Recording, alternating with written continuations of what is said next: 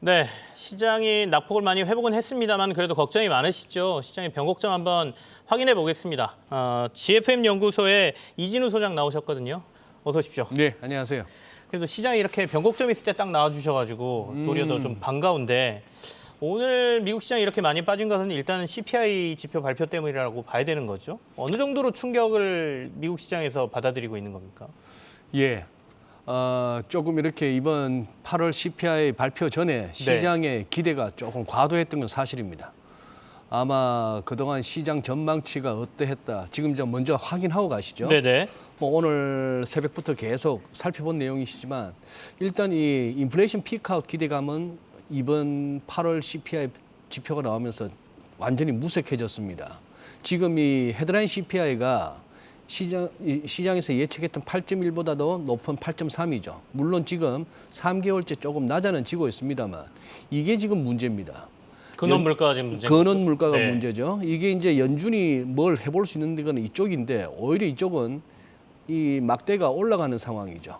전월 5.9에서 6.3 시장 예측보다도 올라갔는데 여기다가 더 충격적이었던 게 지금 이제 전월비입니다. 전월비가 물론 작년보다 지금이 물가가 높은 거는 다 누구나 아는데 이제 이 속도의 문제에서 한 달 전 대비 어떨 것인가 하는 것인데 우선 헤드라인이나 코어나 할 것 없이 근원이나 할 것 없이 시장으로서는 충격적일 수밖에 없었던 게 지난달에 0% 사실 소수점까지 따지면 마이너스 0.01인가 해가지고 네.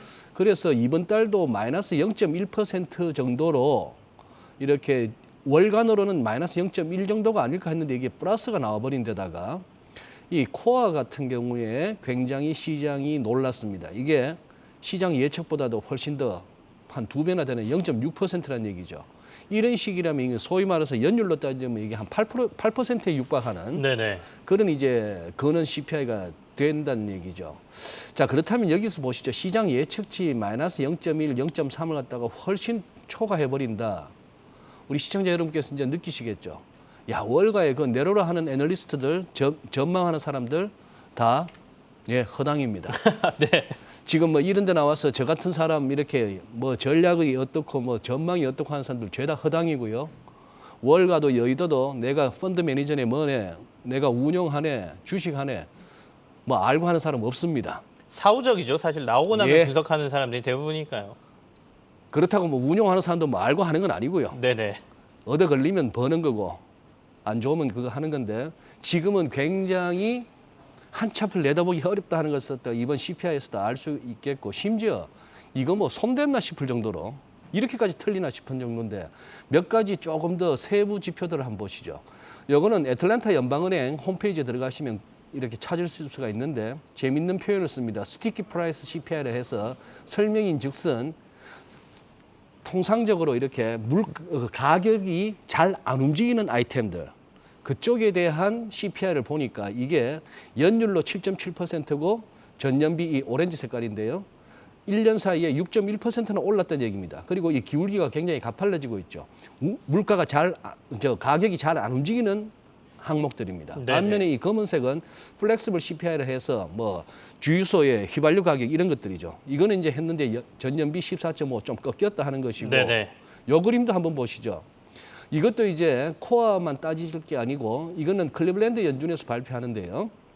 16% 트림드 민 CPI 이 얘기는 여러 가지 항목들 가운데 물가 상승률이 유난히 높았던 한 8% 정도를 빼고 또 유난히 물가 상승률이 낮은 쪽을 또 8%를 빼면은 어느 정도 대세를 갖다가 읽을 수 있다는 차원인데요. 네네. 이 또한 전월비 0.6193%나 높아졌다 하는 얘기입니다. 그래서 지금 글로벌 모니터는 제목을 이렇게 담았죠. 뿌리 깊어진 미국의 인플레이션.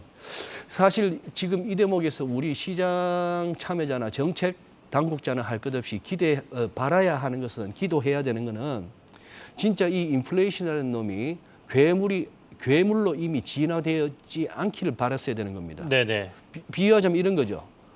이렇게 밭에 잡초가 무성해서 말이죠. 이 호미질로 대충 하면 이렇게 제거가 될 줄 알았는데 네네.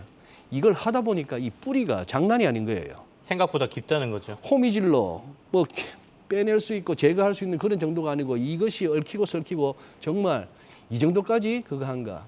뭐 차트는 생략합니다만 네. 우리 그동안 가끔씩 기회 있을 때마다 봤던 연준의 대차 대주표 부풀러 왔던 거. 예. 20이나 BOJ는 할 것 없이 그렇게 부풀러졌던 중앙은행들의 대차 대주표 그만큼 돈 풀렸던 걸 생각한다면은 자칫 그야말로 이 인플레이션이 이미 통제 불능한 그런 프랑켄슈타인 박사가 애초에 의도했던 것과는 다른 엉뚱한 괴물로 이미 진화됐을 수도 있겠다 하는 생각을 해보는 그런 국면입니다. 그 얘기는 생각보다 금리는 더 공격적으로 올려야 되고 네. 금리 올리는 기간은 더 길어질 수 있다라는 의미로 보이는 거죠. 네. 실제로 어제 발표된 CPI 지표별로 이렇게 보면 가솔린가 그러니까 유가가 한 10% 정도 빠졌는데 네. 그게 안 빠졌다고 하면 결국에는 인플레는 이번에 오르는 거였어요. 근원 인플레가 맞습니다. 올랐으니까. 그렇죠? 예, 헤드라인조차도 네. 유가 그 정도 빠졌는데도 이 정도라는 것은 좀 놀라운 일이고 인플레가 무서운 게 그런 거죠. 흔히 말해서 라면 값이 예를 들어서 뭐 한 2, 300원 올랐다고 해서 네. 우리가 분식점이나 식당에서 먹는 라면 값이 2, 300원 오르는 게 아니지 않습니까? 그렇게 돼버리면 뭐 한 1,000원이 오르고 하는 게 그런 게 인플레이션 현상인데 지금 말씀하신 대로 브렌트도 한번 이 대목에서 살펴보신다면 네네. 만약에 유가가 이 정도 조정에서 그치지 않고 더 밀려주는 것이 인플레 국면에서는 우리가 바라는 기대하는 바인데 굉장히 크리티컬한 국면에 와 있다는 것은 차트로 보실 수가 있겠죠. 그런 상황이고 곡물도 마찬가지입니다. 옥수수 같은 경우에 대표적인 이제 곡물 차트인데 지금 최근 들어서 7월 달에 퉁 떨어져서 그거 하나 싶었는데 다시 이제 고개를 들고 있는 상황이고요.